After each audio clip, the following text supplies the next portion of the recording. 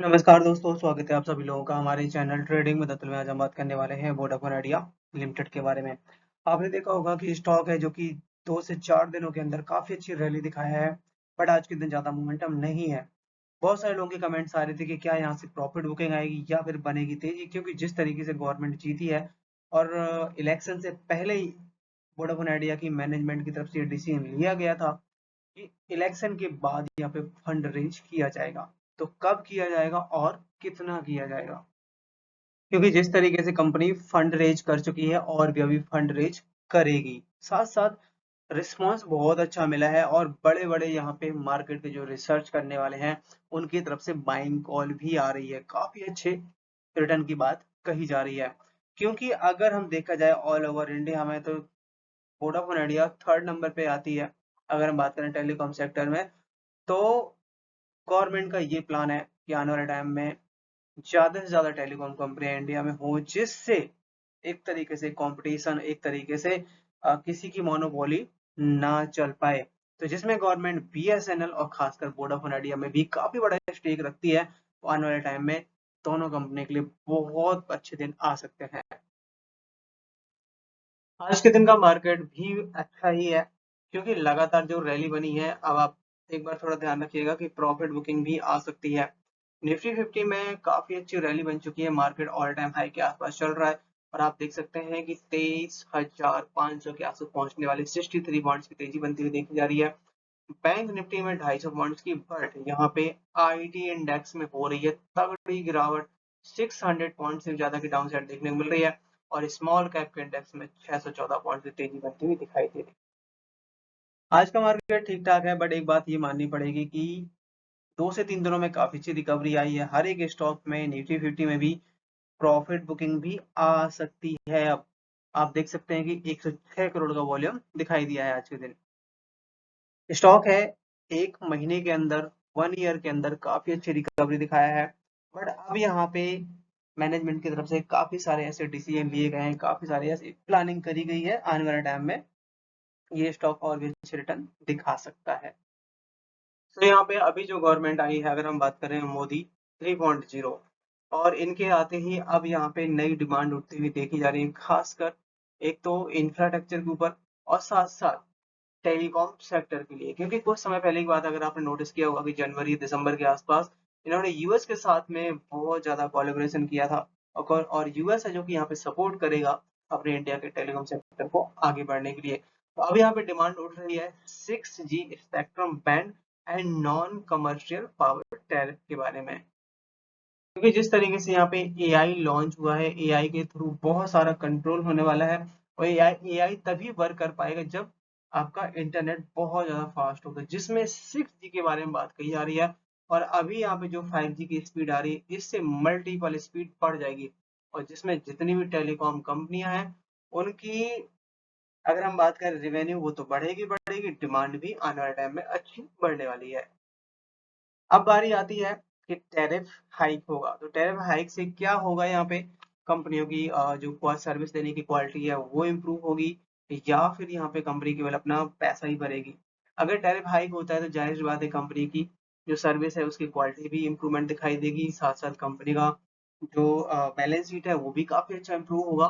क्योंकि 2021 के आसपास तब यहाँ पे 20% यहाँ पे टैरिफ हाइक किया गया था, काफ़ी ज़्यादा लॉन्ग टाइम के बाद। क्योंकि ये अभी खबरें चल रही थी कि जैसे अब नेक्स्ट कोई गवर्नमेंट आएगी, तो यहाँ पे टैरिफ हाइक हो सकता है, तो बीजेपी गवर्नमेंट भी आ चुकी है और मे बी अब यहाँ पे टैरिफ हाइक होगा तो जितनी भी कंपनियां हैं टेलीकॉम, चाहे Idea, Bharti Airtel, BSNL, Reliance Jio, साथ-साथ जो कंपनियां ऐसी हैं जो कि इनको सर्विस प्रोवाइड करती हैं, सबको यहाँ पे बेनिफिट होगा। मार्केट में आपने एक रिपोर्ट देखी होगी कि वोडाफोन आइडिया अब जो नेक्स्ट जो फंड रेजिंग है वो कब करेगा। जैसे कि उस समय निकल के आया था कि आफ्टर इलेक्शन करेगा, उसके रिजल्ट के बाद। तो इलेक्शन भी हो गए, रिजल्ट भी आ गए, तो कब करने वाला है, किस रेट पे करने वाला और कैसे करेगा? वोडाफोन आइडिया है जो कि 20,000 करोड़ फंड रेज कर चुका है लास्ट मंथ। अब यहाँ पे बारी है 35,000 करोड़ की और भी ज्यादा।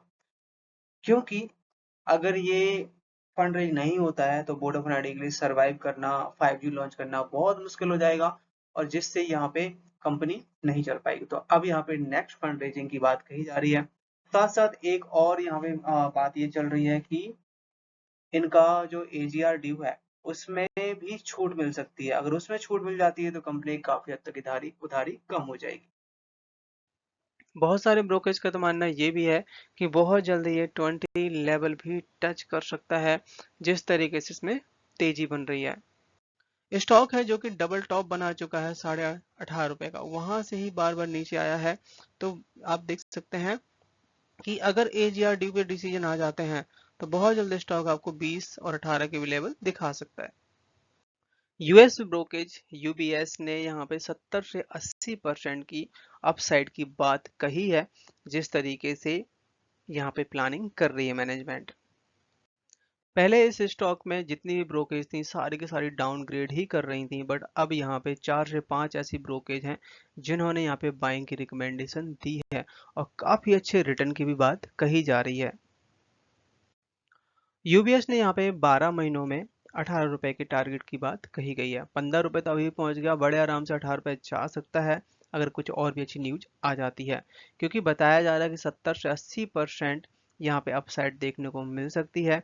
जिस तरीके से गवर्नमेंट यहाँ पे रिलीफ भी आ सकता है, अगर एजीआरडी पे रिलीफ आ जाता है तो फिर ये स्टॉक बहुत अच्छे रिटर्न दिखाएगा।